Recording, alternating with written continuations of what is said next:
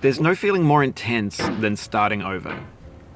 If you deleted your homework the day before it was due, as I have, or if you left your wallet at home, I'll save your progress, always, even your mistakes. This game is a homage to a free game that came out in 2002 titled Sexy Hiking. The author of that game was Jazuo, a mysterious Czech designer who was known at the time as the father of B games. B games are rough assemblages of found objects. Designers slap them together very quickly and freely, and they're often too rough and unfriendly to gain much of a following. They're built more for the joy of building them than as polished products. In a certain way, Sexy Hiking is the perfect embodiment of a B game. It's built almost entirely out of found and recycled parts.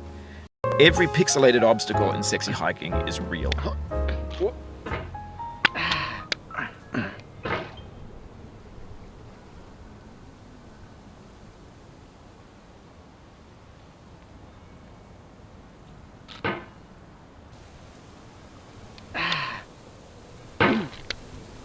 The obstacles in Sexy Hiking are unyielding, and that makes the game uniquely frustrating.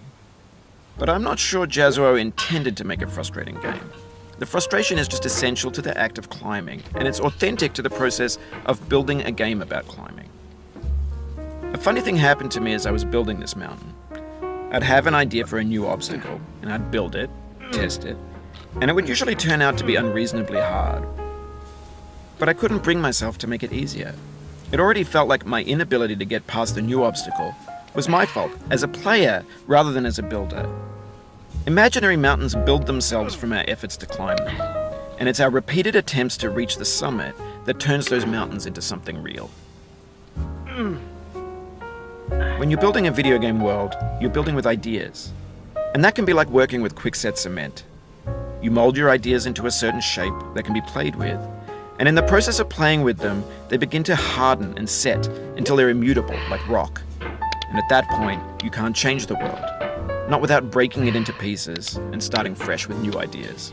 You're made out of prefabricated objects, bought in a store and assembled into a world. And for the most part, that hasn't happened, because the objects in the stores are trash. I don't mean they look bad or that they're badly made, although a lot of them are. I mean they're the way that food becomes trash as soon as you put it in the sink. Things are made to be consumed and used in a certain context, and once the moment is gone, they transform into garbage.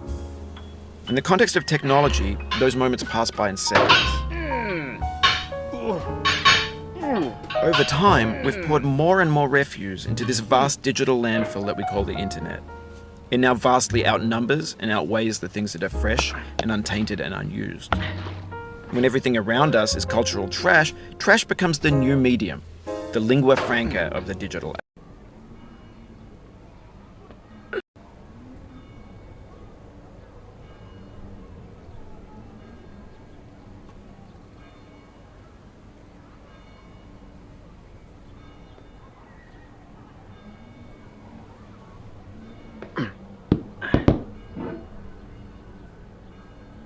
In this context, it's tempting to make friendly content that's gentle, that lets you churn through it but not earn it.